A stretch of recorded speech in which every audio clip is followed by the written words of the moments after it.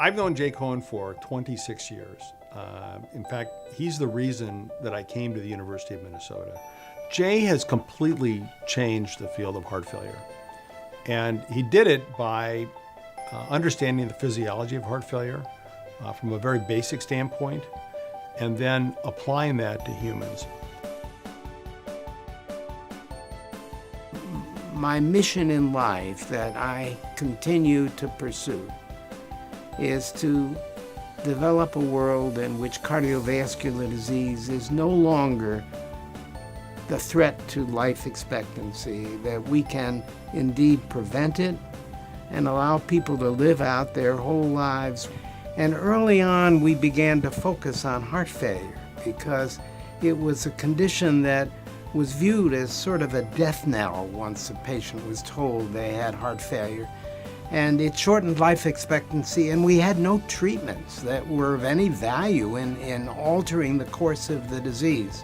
In recent years, my interest has been not in treating end-stage disease, which heart failure is, but in recognizing that the same therapies that we were using to treat the end stage of the disease could be applied at an earlier stage before people got sick in order to protect them from the morbid events that really claim more than half of the American population.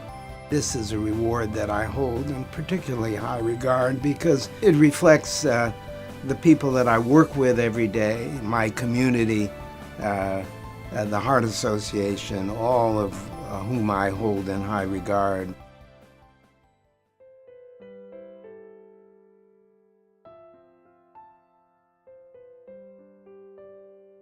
Gene has always been a real jokester.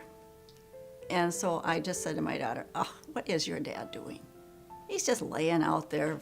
And then I thought, no, that's not what he's doing. They did have to do CPR for a while, and then the defib, they tried that. And my neighbor from across the street came over, and we were standing there, and she put her arm around me, and I thought, it's not, they're not getting it back. They're not getting it back. And she said, "Well, let's say a prayer." So we did. We stood there and said the Lord's Prayer together.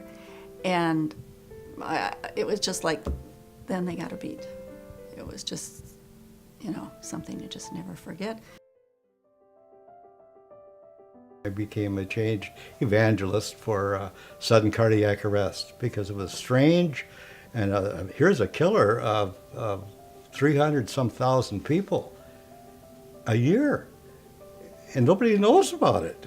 The Sudden Cardiac Arrest Network actually started, and we started meeting monthly, just to see what we could do, especially spread the word for sudden cardiac arrest, teaching people about ventricular fibrillation and what it really is, and how it is not the same as a heart attack. And as personal contact with all these survivors, we started with 3, 4, 5, 9. We now have names of 370-some people.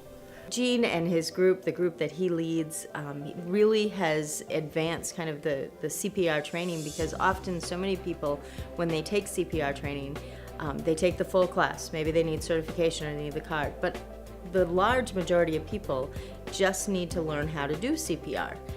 So that they're ready to act in an emergency. They're willing to step up. And I think one of the things that Gene's group has done, and Gene himself, has really provided that empowerment and confidence. They teach CPR like they're your friend, and they know firsthand what CPR has done to change their life.